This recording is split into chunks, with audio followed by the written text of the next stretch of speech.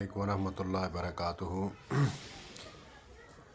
حدیث پاک کا مفہوم ہے کہ قبلہ رخ تھوکنا بھی نہیں چاہیے اور پیشاب کرتے ہوئے قبلہ رخ نہ پیٹھ ہو نہ منہ ہونا چاہیے۔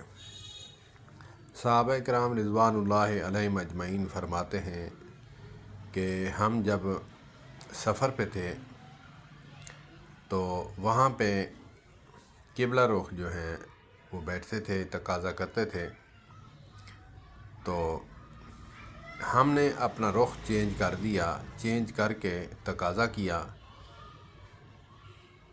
تو ہمیں بھی چاہیے کہ ہم نبی پاک صلی اللہ علیہ وآلہ وسلم کی امت میں سے ہیں۔ اکثر جو ہیں ٹیلنٹ لوگ جو ہیں ٹوائلٹ جو ہے وہ قبلہ رخ نہیں بناتے، کیونکہ ہم مسلمان ہیں۔ کوشش کرتے ہیں اگرچہ کوئی بھول بھی جائے تو آپ بھی ایسا کیا کریں کہ اس کا جو رخ ہے آپ چینج کر کے بیٹھیں، وہ بھی گناہ سے بچے جس نے بنایا، اور جس نے بنوایا وہ بھی بچے اور آپ بھی بچیں۔ اللہ پاک ہمیں عمل کی توفیق عطا فرمائے۔ والسلام علیکم ورحمۃ اللہ وبرکاتہ۔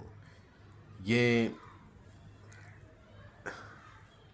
بلڈر حضرات اور جو کاریگر حضرات ہیں، تعمیرات بنانے والے، اور اکثر جو ہے سیوریج کا کام سینٹری کے کاریگر جو ہیں وہ پلمبر وہ کرتے ہیں، تو ان کو چاہیے کہ قبلہ رخ جو ہے وہ ٹوائلٹ نہ بنائیں، کیونکہ ان کے بنانے سے وہ بھی گناہ میں شامل ہوں گے، اور جب تک وہ ٹوائلٹ رہے گا ان کو گناہ کا ایصال ثواب ملتا رہے گا۔ اللہ پاک ہمیں ایصال ثواب کمانے کی توفیق عطا فرمائے، گناہ کا ایصال جو ہے اس سے بچنے کی توفیق عطا فرمائے۔